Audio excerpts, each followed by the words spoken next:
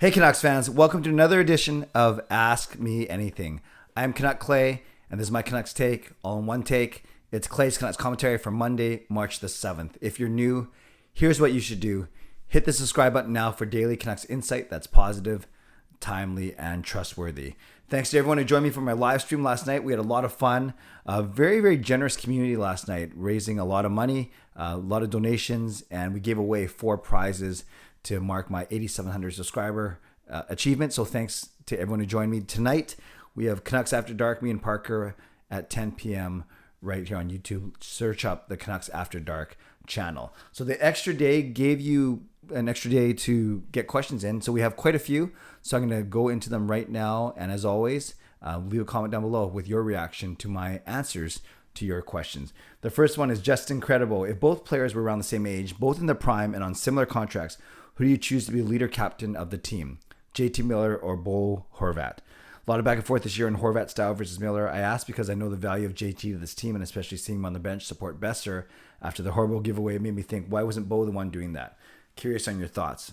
Okay, so Justin, great question. To address the actual wonderful clip that we saw of Miller consoling Boeser, remember, they're line mates. They're sitting right together next to each other on the bench.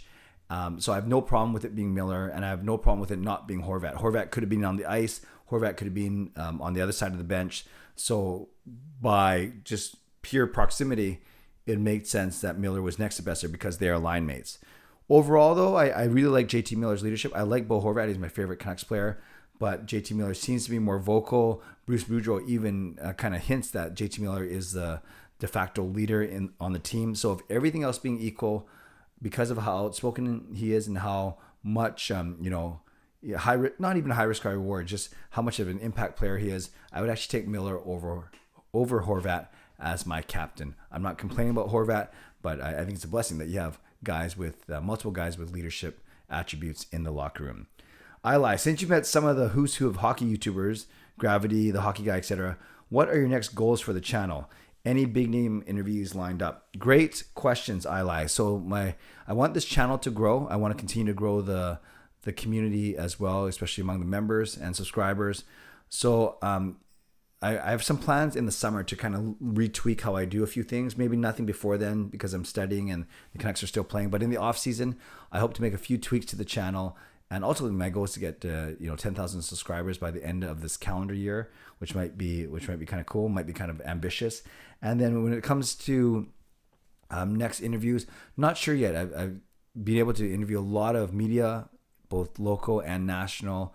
I've been able to interview a lot of content creators, not all, but there's still a lot more out there. So I'll see. Recently, I've done a few, Hockey Guy, Lego Rocks, Trevor, who designed the Canucks Lunar New Year jersey, Ronel Desai. So I'm having fun with these interviews.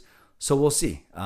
We'll see. Maybe I bring more of the everyday folk on, more people that want to share about the team. But yeah, no admittedly strategy when it comes to the Zoom interviews going forward. But I appreciate the interest, I lie for sure. See edits. Given that LA won their game against Buffalo and Dallas beat Minnesota, which teams do you think the Canucks should realistically be chasing? How many games should they win in the 7-game homestand to stay on the 95-point pace? Well, to stay on the 95-point pace, you need 9 or 10 of the 14 points. So that means either 5 wins or 4, 2, and 1. So you absolutely need 9 or 10 points in this next 7-game homestand over the next 2 weeks. Yeah, I think it's crazy how the Central has Colorado, St. Louis, and the Minnesota, Nashville, and Dallas are basically all tied. And then on the Pacific, it's Calgary up top. And then LA seems like they might not be catchable, but then Edmonton and Vegas are battling. So realistically, I think we should try and get the 3rd Pacific spot. So that's behind Calgary, that's behind LA. So I'm really paying attention to Edmonton and Vegas because that's the only really kind of guarantee. If you finish 3rd in the Pacific, then you at least get in the playoffs.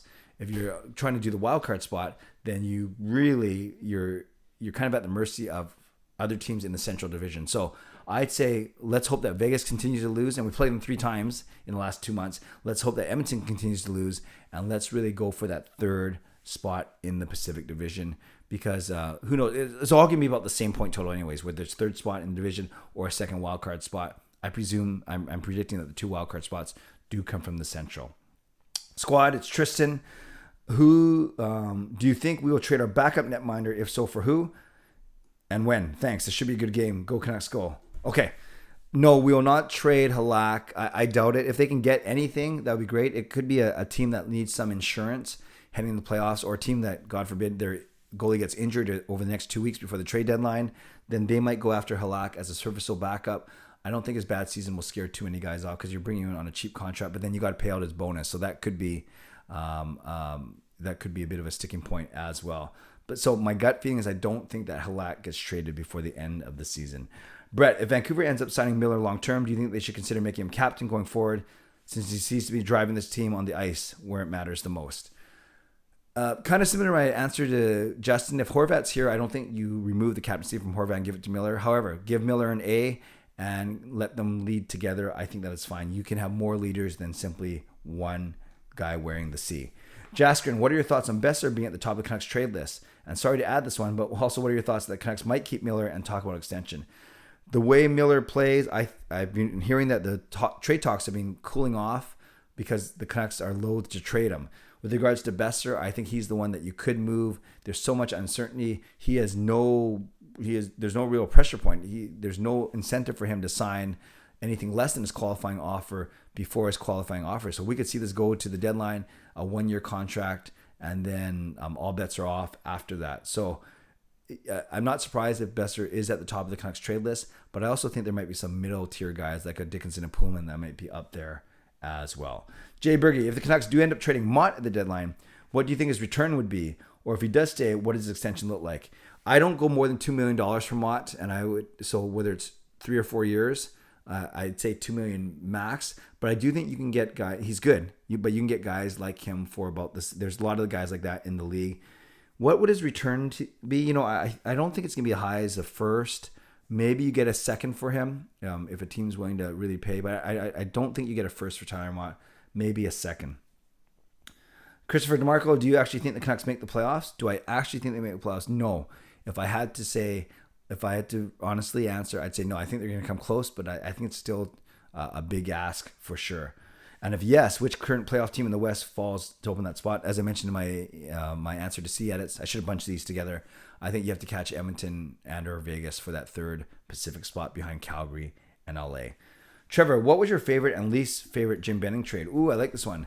My favorite's the JT Miller trade on draft day 2 of the draft in 2019. I like that one. I also like the trade that brought Tanner Pearson here for Eric Goodbranson. So on the flip side, my least favorite trade was when we traded for Goodbranson and we traded away Jared McCann, who could easily be our third line center. So that was one. Another one I didn't like. I thought we gave up a lot in the Tyler Toffoli trade as well. I know Toffoli was good when he was here, but he didn't stay. So my two favorites were definitely JT Miller and Pearson coming here. My least favorites were Goodbranson coming here, who turned into Pearson, and then the Toffoli trade. Crispy Assassin, how much does it cost to be a half season ticket holder for 2 tickets? What will be the price range? Well, it's tough to say. It depends on how good your tickets want to be. I will say that my seat is $2,000. So Mike pays $2,000. So we pay $4,000 for a pair, or maybe think about it as $2,000 for the full season for one seat. So if half of that is $1,000. So you could get my similar type of tickets to me for $1,000 for one seat for half a season, or make that $2,000 for both tickets. And there's one price level that's cheaper than mine, and a whole bunch that are more expensive. So it's when you average it out to me, it's about $45-$50 a ticket for me, which is quite reasonable and makes it easy to resell. Zach, what are your thoughts on Markstrom this season? Outstanding. He's been great. I still like Demko. I'm still happy with Demko's play and Demko's contract, but can't say anything bad about Markstrom. He's been solid and he's been healthy. Debut Hunter, any advice for someone who may be starting to turn their eye towards the realm of faith and truth? Wow, interesting question. I'll quickly say, I presume you're coming from a place where, and I just read your reply, I didn't copy and paste it, but maybe the Bible being tough language to decipher or understand, or it may not be relevant. I think for me, obviously, as a practicing Catholic, I would say faith is truth. But if you're talking about adding, yes, you can certainly, in your search for truth, I think I would hope that you would find and strengthen your faith. I don't think you can have faith and truth separate from each other because they are so intertwined. I was almost going to go to the faith and reason or faith and science, but yeah, Debut Hunter, that's a really good question, and I think I want to think about this. I want to address it so you know that I got it, but I wanted to think about this a little bit more and give you a better example. But if you're asking any advice for someone who may be starting to turn their eye towards the realm of faith and truth, I'm not sure what you mean by turning your eyes, meaning do you have faith, do you not have faith? It sounded like, though, your question was about relevance and making faith more relevant vis-a-vis the truth. So we'll continue to talk about that, but I want to give proper justice to your answer at another time. Tyler, if Russians won't be returning next season, should we trade Podkolzin? Well, if Russians aren't going to be returning, then no one's going to take Podkolzin because they'd be in the same boat. They wouldn't have Podkolzin. So no, I don't think that's going to happen. And that dude says, if you're the GM of the Canucks and you get 2 trade offers, number 1, Rangers, Lafreniere and a 3rd for Miller, or 2, Devils, Zacha, and a 22 first-round pick for Boeser, what would you do?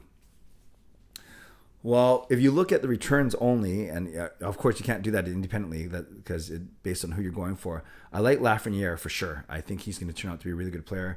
Zacha's okay. And then, but the first round pick, if it's from the Devils, it's going to be pretty high because they're in the bottom 10. So, but then if you do the Devils, if you do Zacha and a first round pick and you still have JT Miller, maybe that's the way you do it, because the other way you get Lafreniere, you still have Boeser, but you don't have Miller. So I'd actually take the Devils offer because their pick will be in the top 10 because you get to keep JT Miller.